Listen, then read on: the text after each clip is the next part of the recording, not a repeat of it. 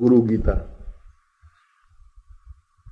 इस गुरु गीता का भी उतना ही महत्व है जितना भगवान श्री कृष्ण के मुंह से निकली हुई श्रीमद् भगवद गीता का है, क्योंकि जीवन में गुरु को देवताओं से भी श्रेष्ठ बताया गया है। वही ब्रह्मा है, वही विष्णु है और वही शिव है। स्कंद पुराण के अंतर्गत जो गुरु गीता दी गई है, मैं उसी गुरु गीता का उच्चारण कर रहा हूं। ओम अस्य श्री गुरु गीता स्तोत्र मंत्रस्य भगवान सदाशिव ऋषि नाना विधानी छंदांसी श्री गुरु परमात्मा देवता हम बीजम सह शक्ति क्रोम कीलकम श्री गुरु प्रसाद सिद्ध्यर्थे जपे विनियोग। गुरु ध्यान। हंसाभ्याम परिवृत्त पत्र कमलैर दिव्यैर जगत कारणैर विश्वोत्कीर्णमनेक देह निलयै स्वच्छंदमात्मेच्छया तद्योतं पदसाम्भवं तु चरणं दीपांकुरग्राहिणं प्रत्यक्षाक्षर विग्रहं गुरुपदं ध्यायेद् विभुं शाश्वतम्। जो हंस के समान अत्यंत ही निर्मल और कमल पत्र के समान निर्लिप्त हैं, जिनका सारा शरीर कमल के समान पवित्र है, जो इस विश्व में दिव्य हैं और ब्रह्मा विष्णु और महेश की तरह इस विश्व की उत्पत्ति कारक, पालन कारक और संहार कारक हैं, जो विश्व में अपनी लीलाओं से विविध प्रकार से शिष्यों को ज्ञान प्रदान करते हैं, जो सही अर्थों में सरस्वती रूप में हैं, जो सही अर्थों में भगवान शिव हैं, जिनके चरणों को स्पर्श करने से ही मन में एक ज्योति जागृत हो जाती है। ऐसे यदि प्रत्यक्ष रूप से गुरु सामने हों और यदि उनके चरणों का ध्यान किया जाए, उनके चरणों को स्पर्श किया जाए, तो ऐसा व्यक्ति विश्व में अद्वितीय कहलाता है। जो नित्य गुरु गीता का पाठ करता है या इस गुरु गीता का पाठ श्रवण करता है, वह वास्तव में ही जीवन में सौभाग्यशाली शिष्य माना जाता है।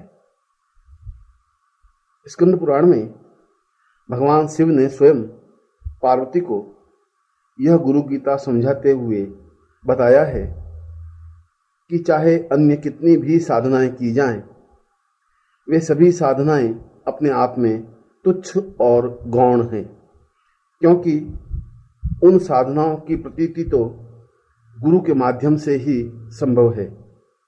गुरु ही शिष्य और इष्ट के बीच का माध्यम है। गुरु के द्वारा ही उस इष्ट से साक्षात्कार हो सकता है। गुरु के द्वारा ही साधनाओं में सिद्धि प्राप्त हो सकती है। पर यदि साधना संपन्न न हो सके तो साधक को या शिष्य को चाहिए कि वह नित्य गुरु गीता का श्रवण करे या उसका पाठ करे, तो निश्चय ही उसके जीवन में सभी दृष्टियों से अनुकूलता और श्रेष्ठता प्राप्त होती है। उसका सारा शरीर दिव्य बन जाता है और स्वयं ही साधनाएं उसके सामने हाथ जोड़े खड़ी रहती हैं। गूढ़ विद्या जगन्माया देहे चा ज्ञान संभवा उदय स्वप्रकाशेन गुरु शब्देन कथ्यते है।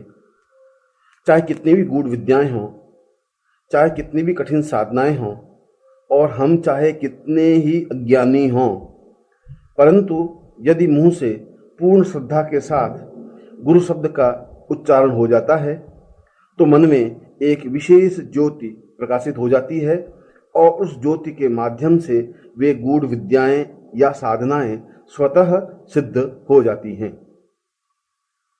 सर्वपाप विशुद्धात्मा श्री गुरो पाद सेवनात् देहि ब्रह्म प्रवेद्यस्तात् तत्कृपार्थ वदामि ते।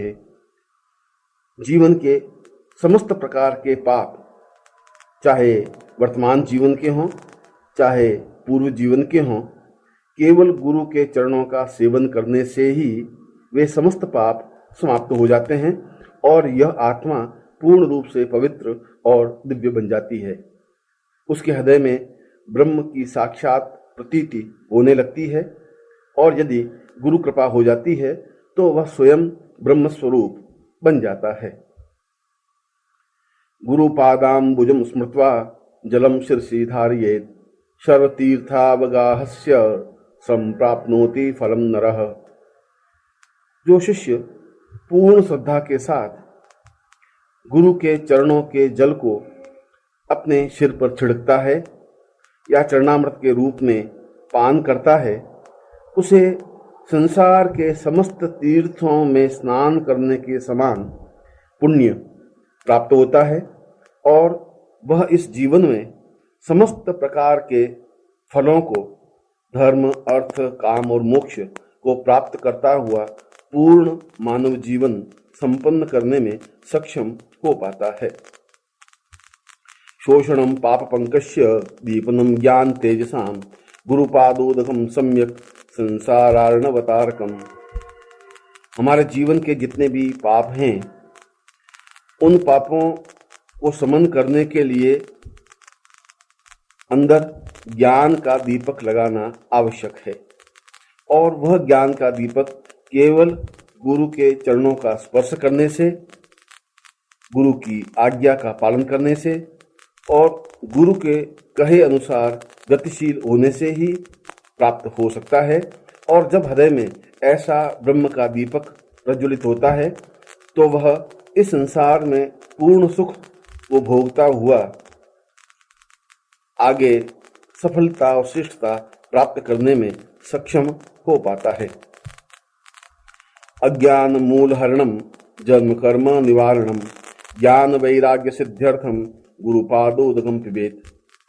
यदि गुरु के चरणों का जल पान करने का सौभाग्य प्राप्त हो जाए तो जन्म जन्म के पाप और बंधन समाप्त हो जाते हैं। समस्त प्रकार का अज्ञान दूर हो जाता है और हृदय में स्वतः ही ज्ञान और वैराग्य की सिद्धि प्राप्त हो जाती है। उसके लिए अन्य किसी प्रकार के विधि विधान, साधना और सिद्धि करने की आवश्यकता नहीं होती। गुरो पादोदकम पीत्वा गुरो रुचिष्ट भोजनम गुरुमूर्ते सदा ध्यानम गुरु मंत्रम सदा जपेत। शिष्य का कर्तव्य यही है, उसके जीवन का पहला और अंतिम उद्देश्य यही है कि वह संपूर्ण जीवन में गुरु के चरणों का जल पान करे, गुरु के भोजन के उपरांत उनसे प्राप्त भोजन को प्रसाद रूप में स्वीकार करे, निरंतर गुरु मूर्ति का ध्यान करता रहे और हर क्षण गुरु मंत्र का जप करता रहे। ऐसे शिष्य से देवता भी ईर्ष्या करते हैं क्योंकि वह शिष्य स्वयं देवता स्वरूप बन जाता है। काशी क्षेत्रम तन्निवासो जाह्नवी चरणोदकम गुरु विश्वेश्वर साक्षात तारकम ब्रह्म निश्चितम। जो काशी में निवास करने से और भगवान शिव की पूजा करने से फल प्राप्त होता है, जो गंगा में स्नान करने से और गंगा का जल पीने से जो सिद्धि और सफलता प्राप्त होती है, जो ब्रह्मा विष्णु और महेश की सेवा और साधना करने से जो फल प्राप्त होता है, वह सब कुछ केवल गुरु के चरणों में बैठने से ही प्राप्त हो जाता है, क्योंकि वह साधक को पूर्ण रूप से ब्रह्ममय बना देता है और उसके समस्त पापों को समाप्त करने में सहायक होता है।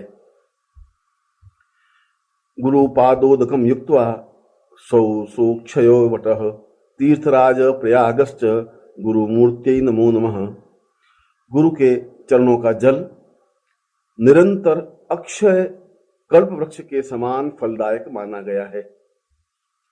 उस जल को यदि पान किया जाए तो ऐसा पुण्य प्राप्त होता है जैसा तीर्थराज प्रयाग में स्नान करने से और उसके जल को पान करने से होता है। इसीलिए संसार में श्रेष्ठतम विभूति को गुरु कहा गया है और ऐसी ही गुरु मूर्ति को प्रणाम करने से जीवन में संपूर्णता प्राप्त होती है। गुरु मूर्ति स्मरे नित्यम गुरु नाम सदा जपेत गुरोराज्ञा प्रकुर्वीत गुरोरन्यन्न भावयेत। निरंतर शिष्य को गुरु मूर्ति का ही चिंतन करना चाहिए। उसे नित्य गुरु के द्वारा प्रदत्त गुरु मंत्र का ही जप करना चाहिए।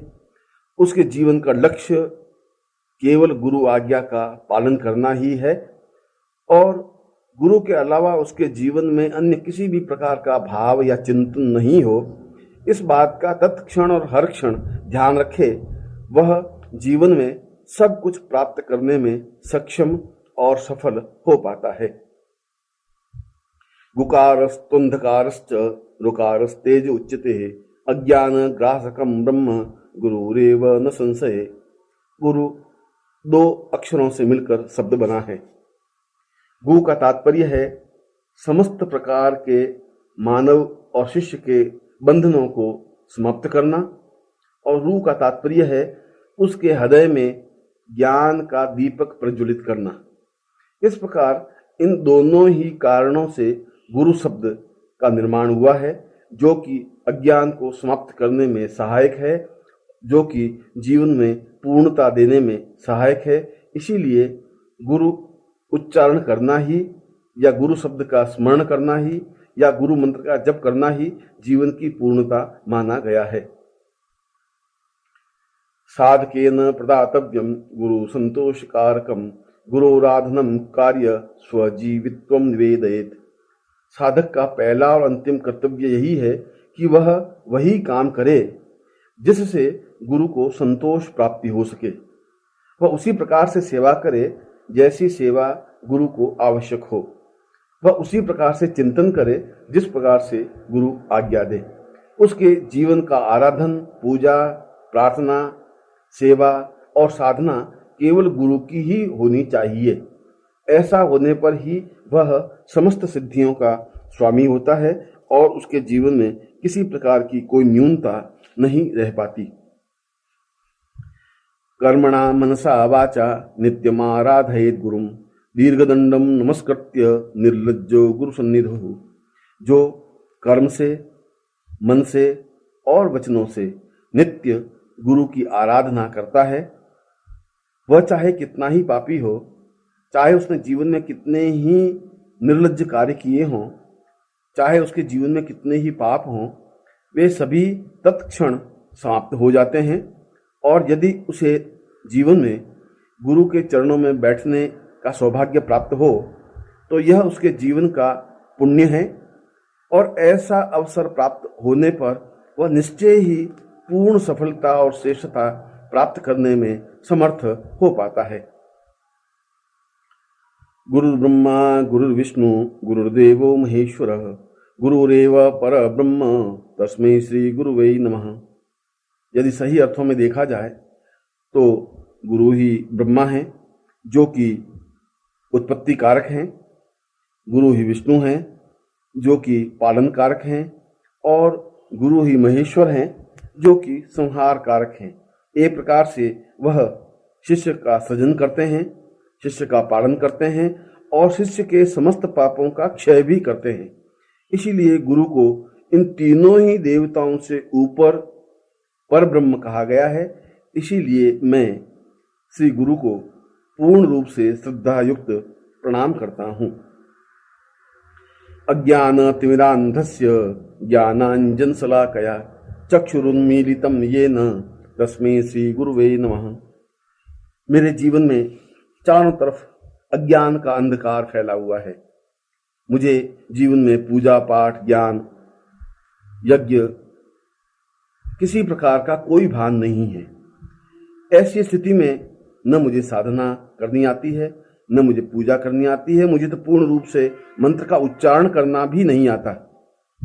तब गुरु ही इस अज्ञान के बीच में एक दीपक प्रज्वलित करता है जो ज्ञान का दीपक होता है, और उस ज्ञान के दीपक के प्रकाश में मैं अपने जीवन की पूर्णता देख सकता हूं। एक प्रकार से देखा जाए तो मेरे अज्ञान से जो आंखें बंद थी, जो मैं पापी और अधर्मी बन गया था, जो मेरा पशु जीवन था, उसको दूर करके ज्ञान रूपी नेत्र खोलने में जो गुरु सहायक हुए हैं, ऐसे श्री गुरु को मैं प्रणाम करता हूं। त्वं पिता त्वंच मे माता त्वं बंधुस्त्वं च देवता संसार प्रतिबोधार्थ तस्मै श्री गुरुवे नमः। हे गुरु, आप ही मेरे पिता हैं, क्योंकि पिता ने तो केवल मुझे जन्म दिया है, संस्कार नहीं दिए हैं। आप ही मुझे संस्कार दे सकते हैं। आप ही मेरी माता हैं, क्योंकि उन्होंने तो मुझे केवल देह रूप ही दिया है। इसको शुद्ध बनाने की क्रिया केवल आपको ही ज्ञात है। इस संसार में मेरा कोई बंधु नहीं है, आप ही मेरे बंधु हैं, और सही अर्थों में कहा जाए तो केवल आप ही मेरे देवता हैं। इस पूरे संसार ब्रह्मांड को जानने की प्रतीति और इस पूरे ब्रह्मांड में विचरण करने का ज्ञान और बोध केवल आप ही मुझे प्रदान कर सकते हैं। इसीलिए हे गुरुदेव, मैं आपको श्रद्धा युक्त प्रणाम करता हूं। यत् सत्येन जगत सत्यम यत् प्रकाशेन भाति यत् यदानंदेन संदन्ति तस्मै श्री गुरुवे नमः। जिसको स्मरण करने से ही संसार की सत्यता का भान हो जाता है, जिनके पास बैठने से ही मन में प्रकाश का उदय होता है, जिनको स्मरण करने से ही जीवन के पुण्य प्राप्त हो जाते हैं, जिनके चरणों में निवेदन करने से ही जीवन की पूर्णता और सफलता और श्रेष्ठता मिल जाती है, ऐसे ही श्री गुरु को मैं प्रणाम करता हूं। ये न चेतयते हिदम चित्तम चेतयते नयम जागृत स्वप्न सुसुप्तवादि तस्मै श्री गुरुवे नमः। जो मेरे हृदय के अज्ञान को दूर करने में समर्थ हैं, जो मेरे हृदय की न्यूनताओं को दूर करने में समर्थ हैं, जो मेरे चित्त की विसंखलता को दूर करने में समर्थ है, जो मेरे चित्त की चंचलता को दूर करने में समर्थ है, जो मुझे नींद से जगा सकते हैं, जो मुझे अज्ञान से ज्ञान की ओर ले जा सकते हैं, जो मुझे अंधकार से प्रकाश की ओर ले जाने में समर्थ हैं, वे केवल मात्र गुरु ही हो सकते हैं। और इसीलिए मैं पूर्ण भावनाओं के साथ श्री गुरु को प्रणाम करता हूं। यस्य ज्ञानादिदं विश्वं न दृश्यं भिन्न भेदतः सदेक रूप रूपाय तस्मै श्री गुरुवे नमः। केवल गुरु ही प्रत्यक्ष देवता हैं। अन्य देवता तो हमें दिखाई दें या नहीं दें, साधना करने के बाद भी उनसे संपर्क हो सके या नहीं हो सके, उनके साक्षात स्वरूप को देख सके या नहीं दे सकें, परंतु गुरु तो साक्षात देवता हैं जो हमारे सामने सशरीर विद्यमान हैं। यह मेरी अज्ञानता है, यह मेरी बुद्धि का भ्रम है कि मैं उस देवता को सामान्य मनुष्य के रूप में देखता हूँ। मैं देवता और मनुष्य में भेद करता हूँ, मैं गुरु और देवता में भेद करता हूँ। इससे बड़ा पाप और इससे बड़ा दुर्भाग्य कुछ नहीं हो सकता। मैं चाहता हूँ कि मेरा यह भिन्नता दूर हो, मैं सदेह रूप गुरु को प्रणाम कर सकूं, उनके चरणों में अपने आप को निमग्न कर सकूं, उनके हृदय में स्थापित हो सकूं। ऐसे श्री गुरु को मैं प्रणाम करता हूं। यस्या मतम तस्य मतम मतम यस्य न वेदसः अनन्य भाव भावाय तस्मै श्री गुरुवे नमः। वेदों ने एक स्वर से इसी बात को बताया है कि जीवन में संपूर्णता का बोध केवल गुरु ही कर सकते हैं। पुराणों ने इसी बात को स्वीकार किया है कि गुरु के माध्यम से ही जीवन में पूर्णता आ सकती है। समस्त उपनिषदों में एक ही बात को बार बार कहा गया है कि कि अन्य साधनाएं व्यर्थ और तुच्छ हैं यदि गुरु की साधना और उसका सामीप्यता प्राप्त न हो जाए। इसलिए मैं चाहता हूं कि मेरे और गुरु के बीच में किसी प्रकार का अनन्य भाव न रहे, किसी प्रकार की दूरी नहीं रहे, किसी प्रकार की कमी नहीं रहे। मैं पूर्ण रूप से उनके चरणों में निमग्न हो सकूं, मैं अपने आप को उनके चरणों में विसर्जित कर सकूं। ऐसी इच्छा रखता हुआ मैं परम गुरु को प्रणाम करता हूं। यस्य कारण रूपस्य कार्य रूपेण भाति यत् कार्य कारण रूपाय तस्मै श्री गुरुवे नमः। श्री गुरुदेव ही कारण रूप हैं, श्री गुरुदेव ही कार्य रूप हैं। वे ही मुझे प्रेरणा देते हैं, वे ही मुझसे कार्य करवाते हैं। वे जो कुछ मुझे आज्ञा देते हैं उसके पीछे उनका ही रहस्य निहित होता है। मैं इस जीवन में क्यों आया हूं, मेरा इस जीवन में क्यों जन्म हुआ है, मैं इस पृथ्वी पर क्या कर सकता हूं, इसका ज्ञान केवल गुरु को ही है। मैं तो अंधकार में भटक रहा था, मेरे जीवन की कोई मंजिल नहीं थी, मेरे जीवन का कोई लक्ष्य नहीं था। मुझे यह भी पता नहीं था कि मैं अपने जीवन को किस प्रकार से पूरा करूं। केवल गुरु ही मुझे सही रास्ते पर खड़ा कर सकते हैं और आगे अग्रसर कर सकते हैं, कि उन्हें यह ज्ञात है कि मेरा जन्म किस उद्देश्य के लिए हुआ है और मैं किन उपायों से अपने जीवन की पूर्णता प्राप्त कर सकता हूं। मुझे और तो कुछ नहीं आता, मैं केवल गुरु को प्रणाम करना ही जानता हूं और उनसे यह प्रार्थना करता हूं कि वे मुझे अपने हृदय में स्थान दें, जिससे कि मैं उनके रूप के सादृश्य बन सकूं। नाना रूपमिदं सर्वं न केनाप्यस्त भिन्नता कार्य कारणता चैव तस्मै श्री गुरुवे नमः। गुरु तो अनेक रूपों में होते हैं। कभी वे गृहस्थ बन जाते हैं, कभी वे संन्यास दिखाई देते हैं, कभी बालक के रूप में दिखाई देते हैं, कभी क्रोध स्वरूप में दिखाई देते हैं, कभी अन्य रूप में दिखाई देते हैं। परंतु इन रूपों में मूल रूप उनका सच्चित आनंद रूप होता है, जो कि मूल रूप से है। वे मुझे और मेरे समस्त अज्ञान को दूर करने के लिए विभिन्न प्रकार की क्रियाएं करते हैं, इसीलिए मुझे वे भिन्न भिन्न रूप में दिखाई देते हैं। यह मेरे जीवन की न्यूनता है और मैं इस न्यूनता को दूर करना चाहता हूं। मैं चाहता हूं कि मैं उनके प्रत्येक रूप में अपने सदगुरु को भली प्रकार से देख सकूं, मैं अपने स्वरूप को उनमें लीन कर सकूं, मैं साधना के क्षेत्र में गुरु की ही साधना कर जीवन की पूर्णता प्राप्त कर सकूं। ऐसा ही विचार मन में लाकर मैं गुरु को भक्ति भाव से प्रणाम करता हूं। शिवे क्रुद्धे गुरुस्त्रात्रा गुरु क्रुद्धे शिवो नहीं तस्मात् सर्व प्रयत्नेन श्री गुरु शरणं व्रजेत। यदि भगवान शिव भी क्रुद्ध हो जाते हैं तो गुरु हमें बचा सकते हैं। यदि अन्य देवता क्रुद्ध हो जाते हैं तो गुरु रक्षा कर सकते हैं। यदि सारे देवता मिलकर के भी मेरे ऊपर प्रहार करने के लिए तैयार हो जाए तब भी गुरु ढाल बन करके मेरी रक्षा कर सकते हैं। पर यदि गुरु क्रुद्ध हो जाते हैं तो शिव भी उस क्रोध से मुझे नहीं बचा सकते। अगर गुरु क्रुद्ध हो जाते हैं तो मेरे जीवन के सारे पाप क्षीण हो जाते हैं, मेरे जन्म लेने की क्रिया ही समाप्त हो जाती है, मेरे जीवन का उद्देश्य ही समाप्त हो जाता है, मेरे जीवन का भविष्य ही अपने आप में समाप्त हो जाता है।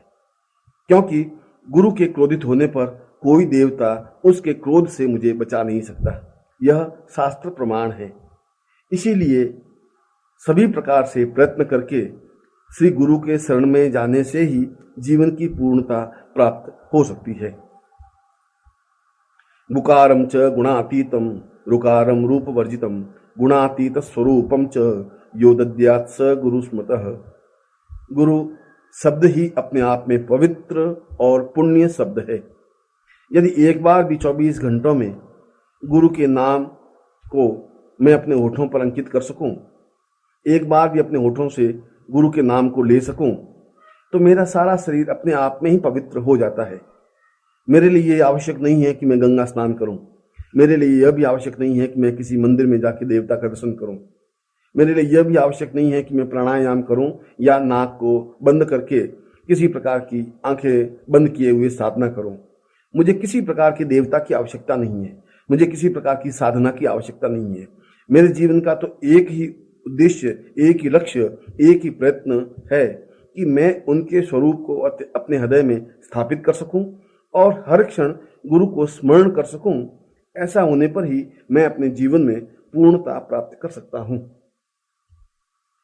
श्री गुरो परमं रूपम विवेक चक्षुषोमृतम मंदभाग्यान पश्यन्ति अंधा सूर्योदयम तथा।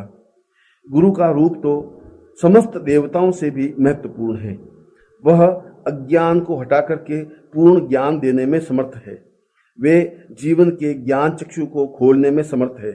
परंतु जो मंदभाग्य हैं, जो दुर्भाग्यशाली हैं, वे गुरु के उस रूप को नहीं देख पाते। जिस प्रकार एक अंधा व्यक्ति सूर्योदय को नहीं देख सकता, परंतु इसका तात्पर्य यह नहीं है कि सूर्योदय हुआ ही नहीं है। ठीक उसी प्रकार से जो मंदभाग्य हैं, जो दुर्भाग्यशाली हैं, वे गुरु को देखने के बाद या गुरु के पास जाने के बाद भी मन में संशय और भ्रम रखे रहते हैं। उनके जीवन में किसी प्रकार की श्रेष्ठता और पूर्णता नहीं आ सकती। श्रुति प्रत्यक्ष मैतीह्य मनुमान चतुष्टयम यस्य चात्म तपो वेद देशिकम च सदा स्मरेत। ऐसा कोई भी वेद, पुराण, उपनिषद, शास्त्र, ज्ञान नहीं है जहां गुरु की प्रशंसा नहीं की गई हो। ऐसा कोई भी योगी, यति, सन्यासी, साधक नहीं रहा हो जिसने गुरु की प्रशंसा नहीं की हो। ऐसा कोई उपनिषद नहीं है जहां गुरु की साधना का वर्णन विवरण नहीं दिया गया हो। संसार के जितने भी स्मृति ग्रंथ हैं, जितने भी पवित्र ग्रंथ हैं, जितने भी दिव्य ग्रंथ हैं, उन सब में एक ही बात बार बार कही गई है कि गुरु कृपा से ही समस्त जीवन की पूर्णता प्राप्त हो सकती है। यह हमारा सौभाग्य है कि हमारे जीवन में हमारे सामने गुरु उपस्थित हैं और फिर भी हम गुरु की सेवा न कर सकें, उनकी आज्ञा का पालन न कर सकें, उनके स्वरूप को अपने हृदय में स्थापित न कर सकें, तो इससे बड़ा दुर्भाग्य और कुछ नहीं हो सकता। मैं चाहता हूं कि मेरे जीवन में हमेशा गुरु पूर्ण प्रसन्नता के साथ जमे रहें, जिससे कि मैं बार बार उनको देख सकूं। अखंड मंडलाकारम व्याप्तम येन चराचरम तत्पदम दर्शितम येन तस्मै श्री गुरुवे नमः। वे अखंड हैं, वे भगवान सूर्य के समान तेजस्वी हैं, वे संपूर्ण विश्व में व्याप्त हैं, वे जड़ और चेतन को सिद्धि प्रदान करने में समर्थ हैं, वे सब कुछ देवताओं के समकक्ष हैं, वे सही अर्थों में पूर्ण ब्रह्म हैं। इसीलिए मैं उनके चरणों को देखना ही जीवन का पुण्य मानता हूं। ऐसे श्री गुरु को मैं पूर्ण भक्तिभाव से प्रणाम करता हूं। यस्य स्मरण मात्रेण ज्ञान मुत्पद्यते स्वयं य एव सर्व संप्राप्तिस् तस्मै श्री गुरुवे नमः। जिसका स्मरण करने से ही ज्ञान की उत्पत्ति होती है, जिनके पास में बैठने से ही सुगंध की अवगाहन होने लग जाता है, जिनको देखने से ही आंखों को संतोष प्राप्ति होती है, जिनके शब्द स्मरण करने से ही जीवन की श्रेष्ठता प्राप्त होती है, मैं ऐसे ही गुरु को पूर्णता के साथ प्रणाम करता हूं। स्थावरम जंगमम चैव तथा चैव चराचरम व्याप्तम येन जगत सर्वम तस्मै श्री गुरुवे नमः। वे इस जड़ और चेतन, वनस्पति और वृक्ष, मनुष्य और पशु, देवता और गंधर्व, किन्नर और मनुष्य, सभी में वे व्याप्त हैं। मैं जहां भी देखता हूं मुझे गुरु ही गुरु दिखाई देते हैं। एक प्रकार से देखा जाए तो वे वायु में व्याप्त हैं, समस्त संसार में व्याप्त हैं। जब भी मैं नेत्र बंद करता हूं तो गुरुदेव का चित्र मेरी आंखों के सामने स्पष्ट हो जाता है। इसीलिए मैं गुरु को पूर्ण श्रद्धा के साथ प्रणाम करता हूं। ज्ञान शक्ति समारूढ़ तत्वमालादि विभूषितम भुक्ति मुक्ति प्रदाताय यस्तस्मै गुरुवे नमः। जो पूर्ण ज्ञान की शक्ति अपने आप में समाये हुए हैं, जो समस्त शास्त्रों का तत्व अपने आप में लिए हुए हैं, जो एक साथ ही संसार के भोग देने में समर्थ हैं और मुक्ति देने में समर्थ हैं, जो एक साथ ही धर्म, अर्थ, काम और मोक्ष प्रदान करने में समर्थ हैं, उनको छोड़कर मैं अन्य किस देवता की पूजा, आराधना, साधना करूं? क्योंकि मेरे सामने तो संपूर्ण विश्व के चराचर भगवान श्री गुरु साक्षात उपस्थित हैं। ऐसे ही श्री गुरु को मैं प्रणाम करता हूं। न गुरोरधिकम तत्वम न गुरोरधिकम तपः तत्वम ज्ञानात् परम नास्ति तस्मै श्री गुरुवे नमः। न तो गुरु से अधिक कोई तत्व या शास्त्र या वेद या पुराण या स्मृति या उपनिषद हैं, न गुरु से अधिक किसी प्रकार की कोई तपस्या या साधना या सिद्धि है। जो कुछ तत्व है, जो कुछ ज्ञान है, जो कुछ पूर्णता है, वह केवल मात्र गुरु ही है। इसलिए मैं पूर्ण चिंतन के साथ, पूर्ण विचार के साथ, पूर्ण आत्मा के साथ और शरीर के साथ अपने गुरु